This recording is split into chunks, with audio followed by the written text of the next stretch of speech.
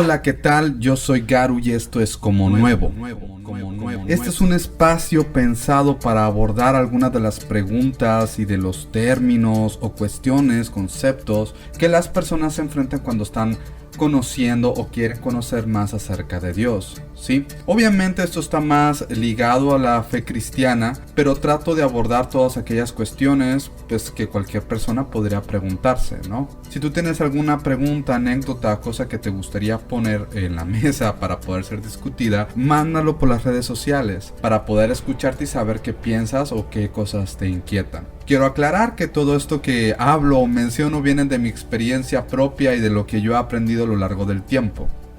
Y sin más que agregar, quisiera comenzar con el tema de este programa. El tema de este programa es salvación.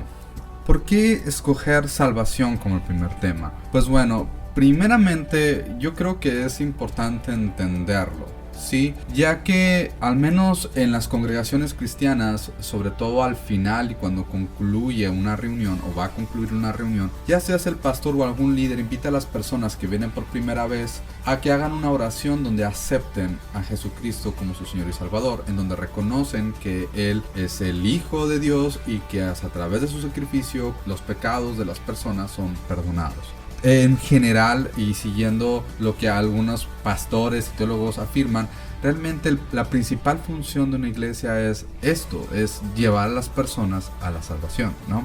Y el detalle está en que si tú nunca has escuchado o estás cerca de una iglesia cristiana, es como que difícil entender el concepto de salvación. Fíjate, si nos hacemos un análisis histórico de la cultura de la fe cristiana en especial, siempre se ve a estas personas hablando precisamente de la salvación, ¿no? Y la salvación aquí, la salvación allá, etcétera, etcétera. Pero ¿qué significa la salvación? ¿Qué significa ser salvo?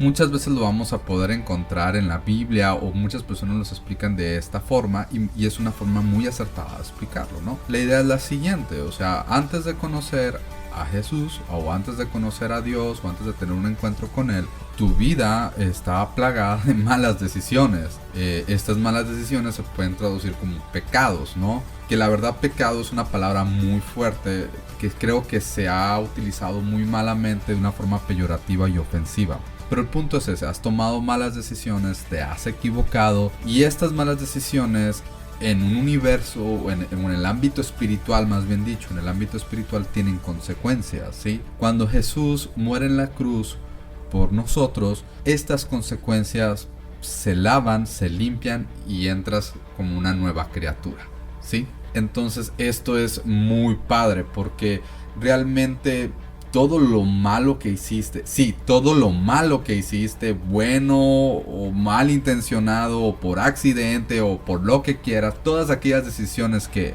no fueron las correctas ya no tienen peso en la vida espiritual, ¿sí? Y en lo que va a venir después, que luego hablaremos de eso. Sin embargo, para mí me es muy llamativo hablar de la otra cara de la salvación, que al menos para mí hay dos caras de la salvación. Obviamente una de las más importantes es esta, ¿no? Ser librado de nuestros pecados, ser librado de la consecuencia espiritual de nuestros pecados. Pero a veces como que limitamos la otra situación o la otra cara, que es ser salvado del mundo. O sea, mira, muchas personas se resisten cuando les ofrecemos esta cuestión o cuando hablamos de la salvación porque las personas aseguran que no son malas personas. Y creo que si tú le dices a alguien que es pecador, pues obviamente esta persona puede sentirse atacada incluso, porque la palabra pecado y pecador a veces se ha utilizado en un contexto muy peyorativo o incluso ofensivo. ¿Sí? Eso es un hecho. Y a veces caemos en este juego y sostenemos tanto eso que a veces la gente ve a Dios, ¿sí? Le decimos Dios te ama, Dios quiere salvarte.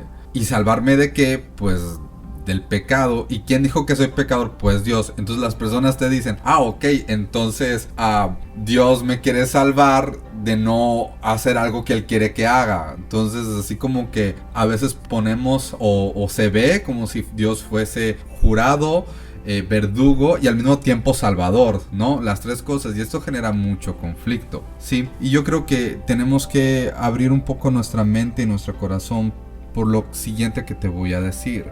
Dios nos quiere salvar de nuestros pecados, efectivamente, pero nos quiere salvar sobre todo de lo que nos lleva a cometer pecados. Ok, presta atención a lo que te voy a decir. Al menos en mi experiencia, la mayoría de las personas que cometen pecados o cometen errores o toman malas decisiones, si les preguntas, estas personas te van a decir, pues era necesario, o X o Y, o van a justificar sus actos. Es decir, la mayoría de las personas no aceptan o no aprueban o no creen que son malas personas. Estas personas siempre van a defender su posición, ¿no?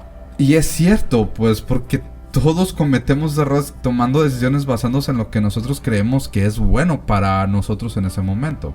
Pero atrás de eso, la mayoría de las veces que ocurre estos actos o esta situación, hay mucho dolor, ¿sí? Mira, muchas personas pueden no sentirse pecadores, pero la mayoría de las personas sí pueden sentirse perdidos.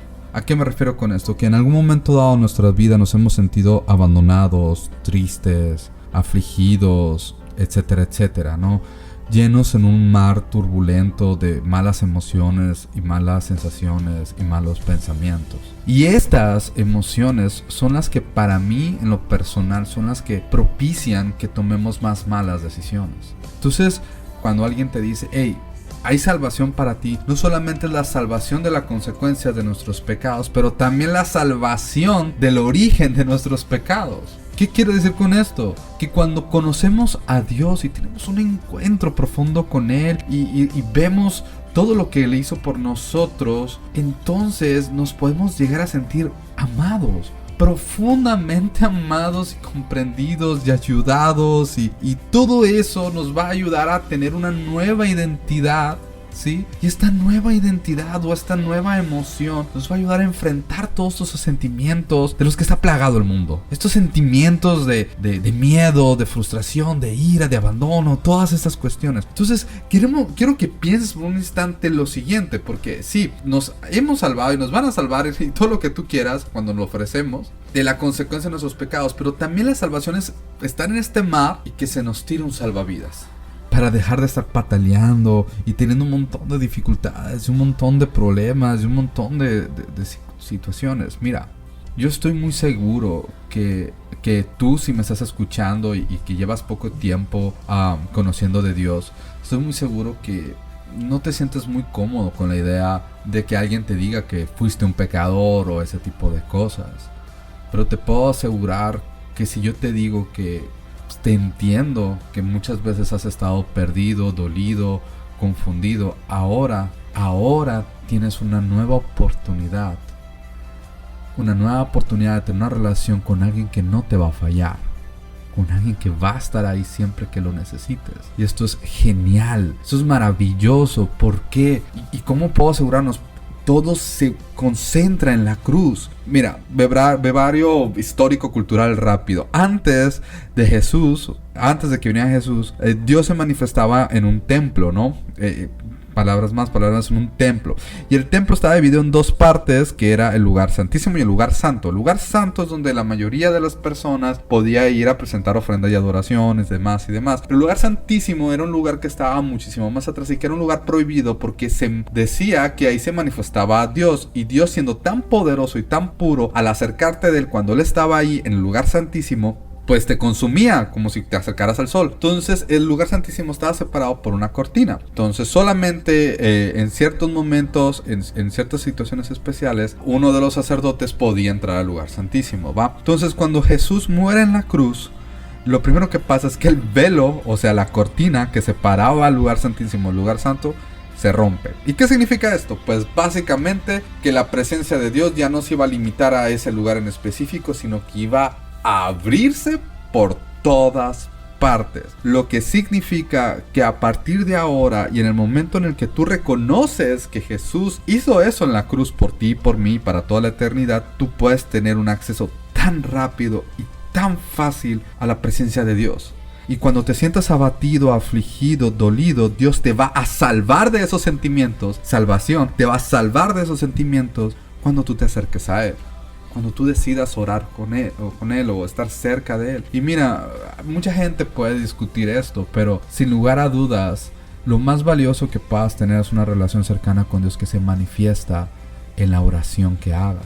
Y no necesitas saber mucho, solamente ser tú y decirle: Dios, esto está pasando en mi vida en este momento y es complicado y es doloroso y la verdad te necesito.